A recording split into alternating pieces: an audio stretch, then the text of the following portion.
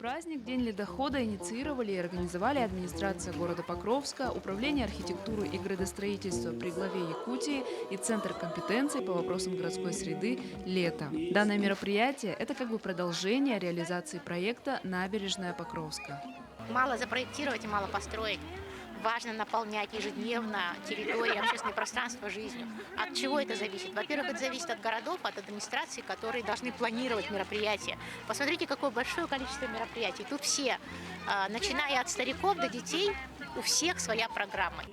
На территории всей набережной, ее протяженность 502 метра, можно было найти себе развлечения по душе. Послушать концерт звезд якутской эстрады на свежем воздухе, вкусно поесть и приобрести продукцию местных производителей на фестивале еды, поплясать с потомками государевых ямщиков и отведать блины, либо наблюдать за показательными выступлениями роллеров и скейтбордистов.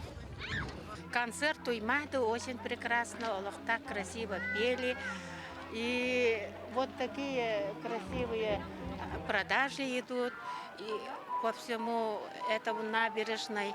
И детей очень много, короче, очень хорошо.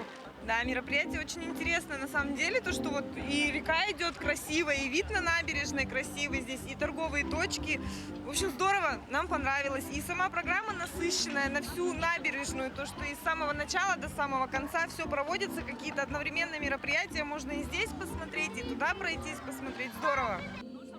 День ледохода посетила делегация из Горного Улуса, а также приняла участие в бизнес-сессии «Жизнь общественного пространства. Потенциал развития». В 2020 году в Бердигистяхе открылся сквер Эе. Его проектировали те же люди, что и набережную Покровска.